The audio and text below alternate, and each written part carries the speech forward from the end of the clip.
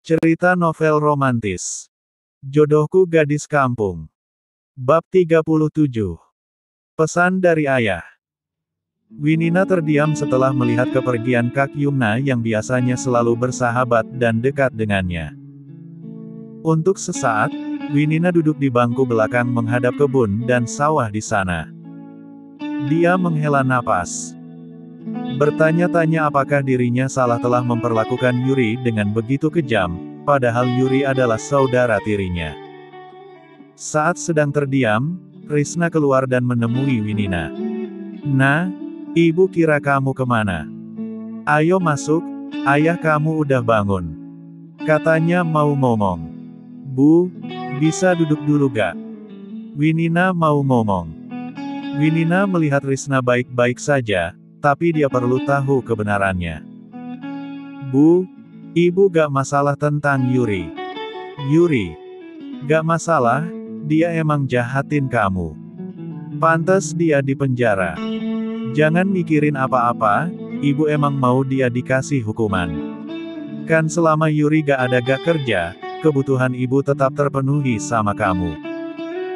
Winina terdiam, dia paham apa yang diinginkan Krishna. Dia memang tidak peduli pada Yuri dan hanya mempedulikan harta. "Nah, kok malah diem sih? Kenapa sih? Biasanya datang ke sini ceria." Winina menggeleng.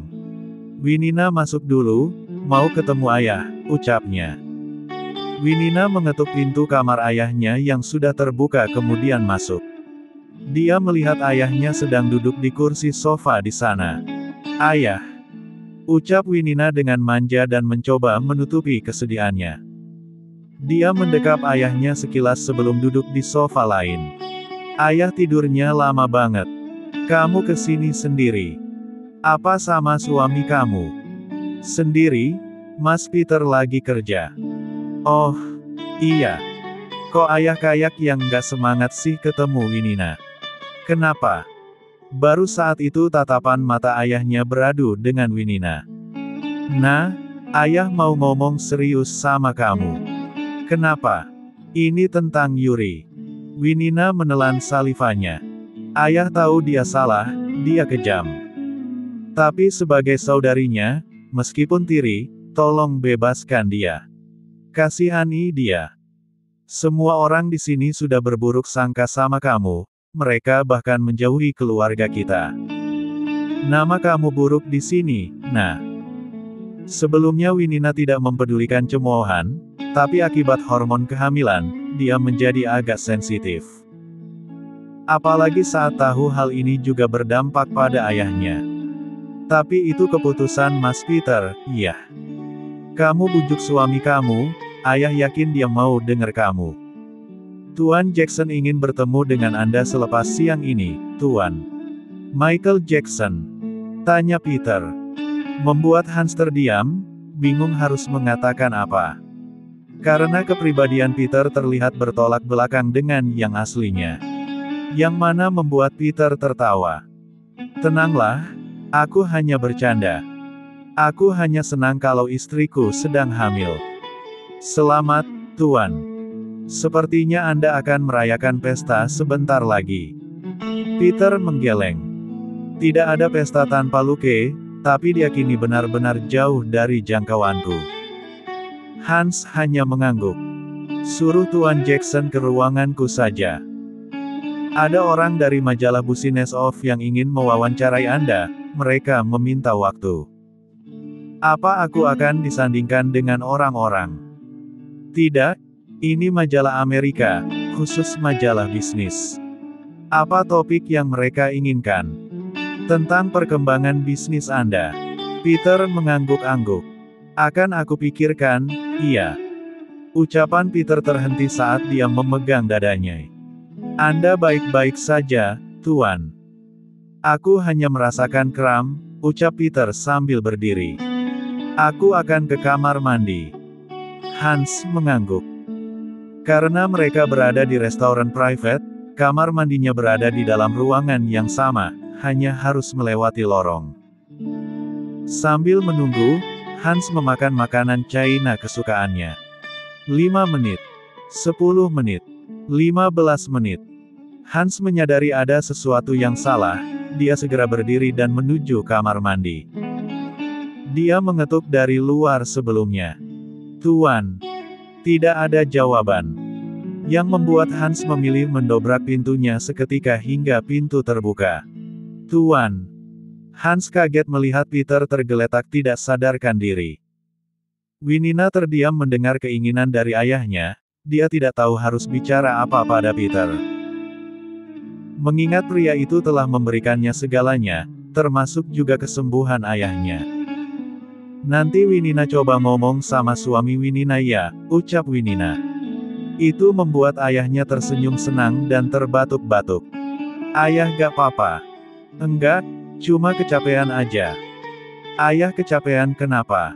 "Ayah ke sawah lagi. Soalnya gak ada yang mau kerja sama ayah, nah.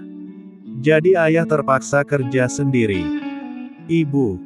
"Iya, sama ibu kamu juga." Winina melihat teko kecil di nakas, isinya sudah habis. "Bentar Winina ambilin dulu airnya," ucap Winina keluar dari kamar. Dia melihat Risna yang sedang bermain ponsel sambil tertawa. Dan terlihat dari kukunya, Risna memiliki kuku yang bersih. Sepertinya ayahnya berbohong tentang dirinya yang ikut turun ke sawah. "Bu, ayah sakit lagi?" tanya Winina. "Ayah kamu udah biasa. Terakhir dibawa kontrol kapan?" "Ayah kamu gak mau keluar rumah," ucap Risna yang masih terus fokus pada ponselnya. "Kok? Ya ibu gak bisa maksa dong, nah. Orang dianya gak mau. Ibu bisa apa? Ayah sakit, Bu. Kalau bisa kamu kasih mobil, biar gak perlu nyewa mobil punya orang juga. Kan Grab juga ada sekarang mah." "Ada, tapi kan namanya orang tua ya mau barang sendiri, nah. Kamu harus peka dong, ayah kamu mau dibeliin mobil, kasih supir sama perawat pribadi biar yang udah paham. Ibu mana tahu ayah kamu sakit lagi.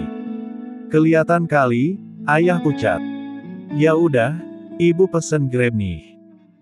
"Gak usah," ucap Winina kesal, dia berjalan mencari If yang ada di luar. "If." "Iya, Nyonya. Kita akan ke rumah sakit, ayah sakit." "Baik, Nyonya." Winina melewati Risna dengan menahan rasa kesal. Dan saat masuk kamar, Winina melihat ayahnya yang sangat pucat sedang merintih kesakitan. "Ayah. If. Bantu aku." Hans melihat hasil pemeriksaan, telinganya juga sigap mendengarkan apa yang dokter katakan. "Separah itu?"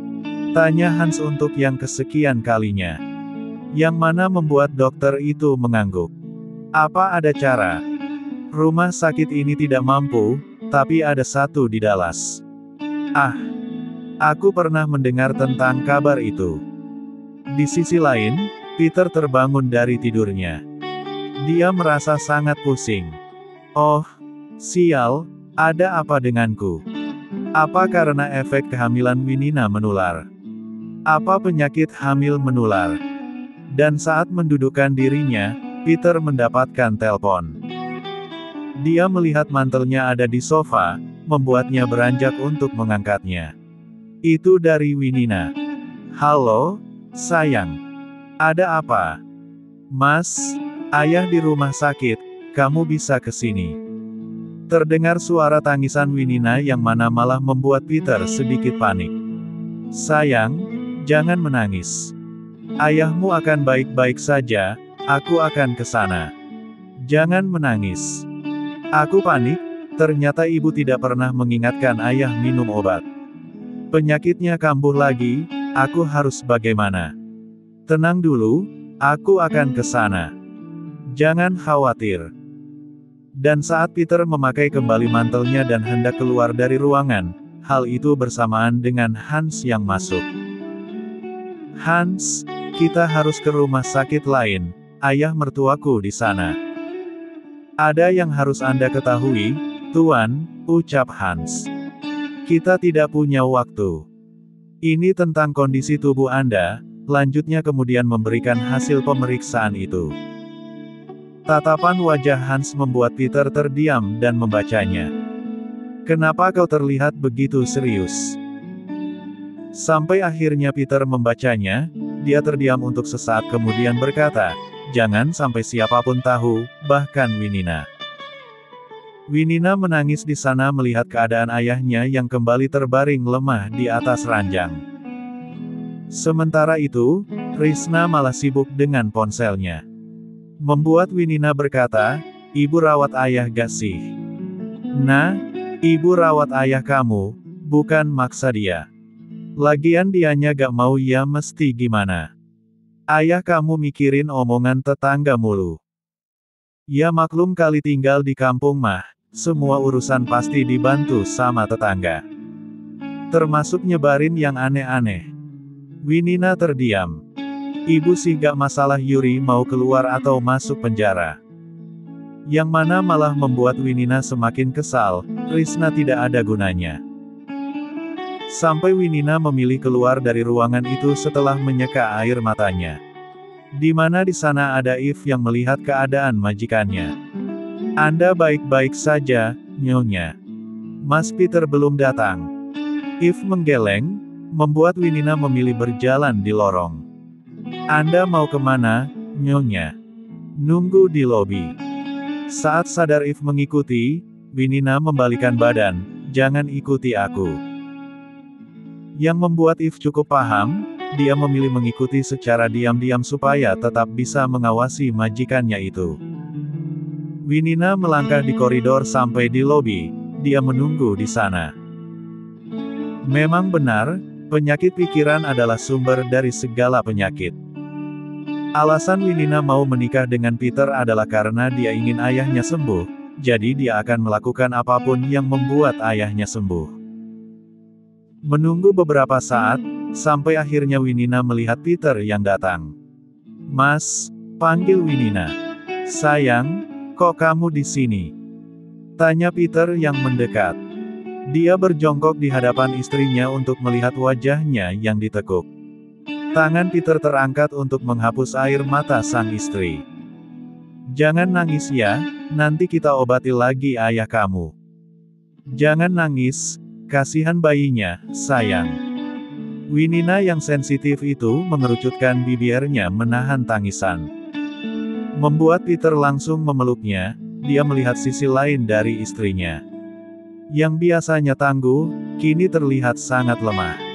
"Mas, bisa tidak kita bebaskan saudari tiriku?" "Hah?" Peter membawa istrinya pulang, sementara itu ayah mertuanya masih dirawat di rumah sakit. "Aku udah coba bujuk ayah." "Buat apa?" tanya Peter. "Buat ikut sama kita, biar gak dengerin omongan tetangga lagi."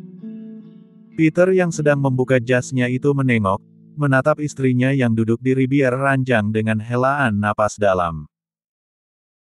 Peter tahu apa yang terjadi, ayah mertuanya memiliki banyak beban pikiran, terutama tentang anak tirinya yang dipenjara.